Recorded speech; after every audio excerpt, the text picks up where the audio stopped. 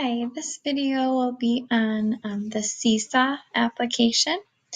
And the first thing I'm going to do is just kind of show you an overview of the program based on what they have on the website. And then if you would like to further explore it yourself, you can. And then I'll just show you some examples of actually going into the program and using it. So what Seesaw is a digital portfolio. I use it to keep track of my students' progress. So I'll kind of explain how I do that later on. But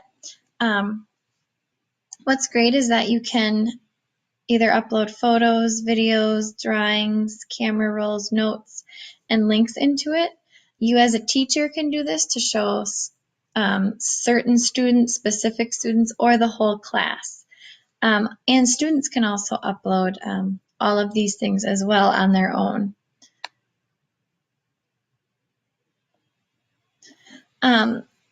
Because you create like a class with all of your students, as long as you have the class code for your class, you will be able to access everything on Seesaw from any device. So that's another positive about this program. So I have a computer in my room, I have a couple laptops, and I have some iPads. And so I can access Seesaw on all of those things, which is makes it really easy and user-friendly for my students and I.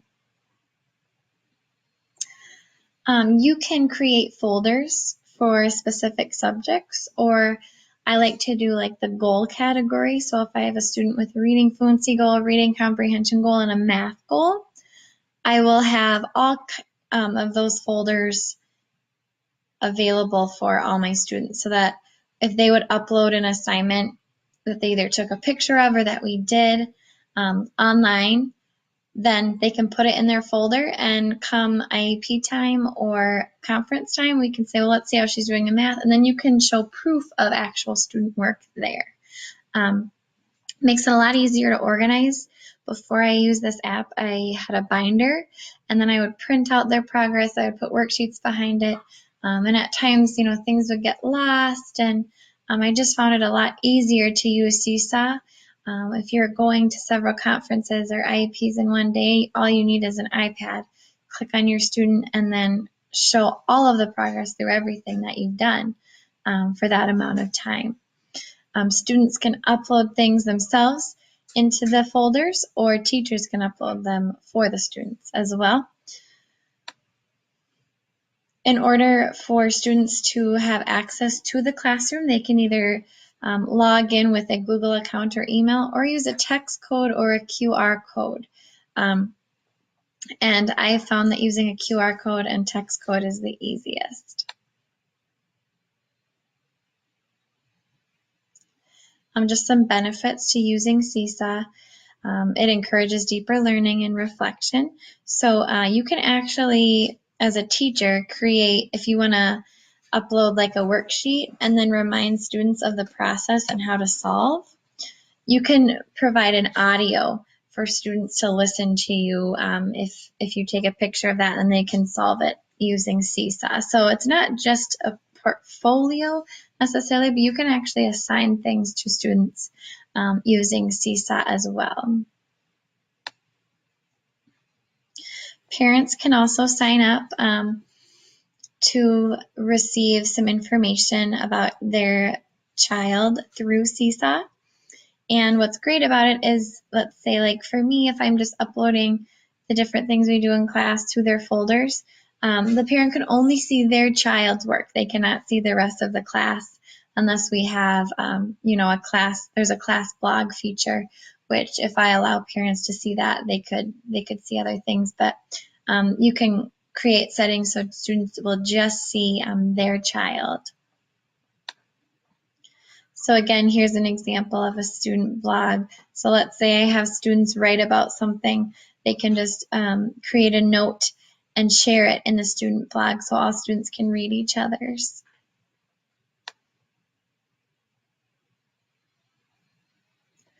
They now have a skills section for Seesaw where you can record their progress using skills.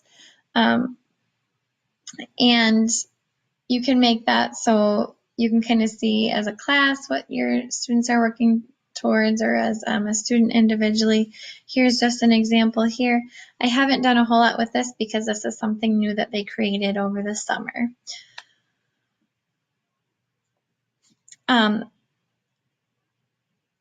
There are specific, if teachers are sharing students or sharing a class, which I haven't worked with other teachers with this, but you can share notes with each other and proof with each other through this, and that's just what this is saying here. And all those messages are private. As mentioned, it can be used on any device. Parents are able to see student work, and they can also, contact teacher. There's settings on Seesaw where teachers have to approve the items that are uploaded, and I always have that setting a part of it in case students are being goofy and they want to upload something silly. I always click the setting that I have to approve everything that is put on. Okay, so then if I actually go to a class, I just created this. The first thing, if you click here, this is kind of your menu bar for what you can do. So I have a class started. I have an example student. If I click manage students here, let's see, I'm going to add another student, example student 2. That's kind of how you add them. You manage your student. You can have more than one class in here too. As you can see, if I click right here, I can get a new class as well. They have help and teacher resources also available on this page. Okay, so I also created folders. I created a math and reading fluency folder. I usually have more, but that's what I have so far for students. So let's say I'm going to have this student upload something, or I'm going to upload it for the student because I'm logged in as mine. I just had to click the plus. Let's say I want to upload a note, just hi everyone. Okay, and I could add audio to that if I wanted, or just leave it as a text. And I got to click the check mark again, and I might say, okay, what student is going to see this, or what student is uploading this, or am I going to show it to everyone? And I'm just going to say maybe this was something that this student wrote. And they're going to click that, click there, and maybe we'll say that's with reading fluency, which it's not. That'll go in their folder of reading fluency. So now, if I click on example student and click on the folders, and if I just want to look at reading fluency items, it'll just show me what's in reading fluency. If I just want to look at what's in math, it'll just show me math. So I don't have anything there yet. There's a calendar there where it'll show, what's been uploaded that day, what the class has been working on. And then here's the class blog that can be set up for students to look at each other's work if you would like to use that feature as well. Okay, let's see. And I need, if you hit manage class there, this is kind of your settings.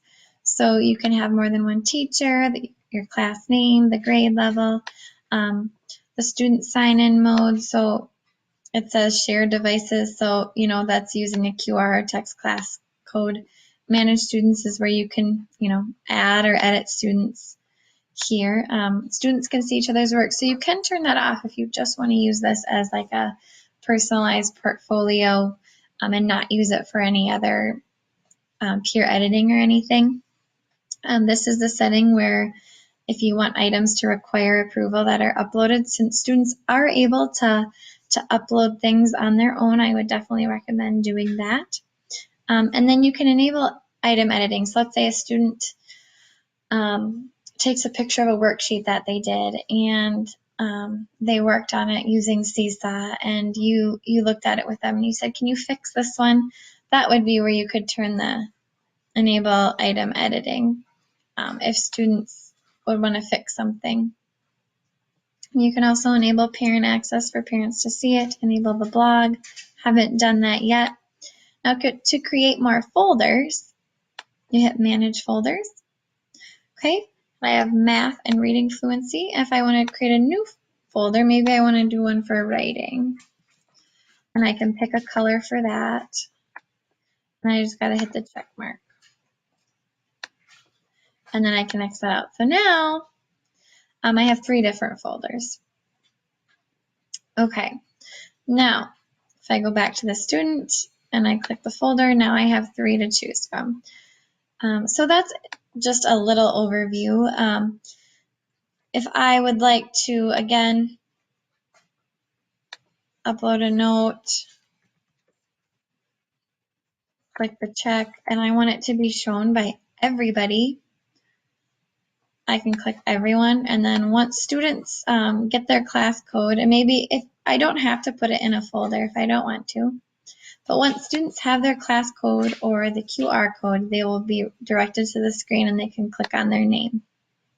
Okay, you can click this button for Get Class Code, and students can either put their iPad up to your screen and get the QR code, or if they're on a laptop, and they can just type in a text code as well to sign in, and then they will be a part of the class.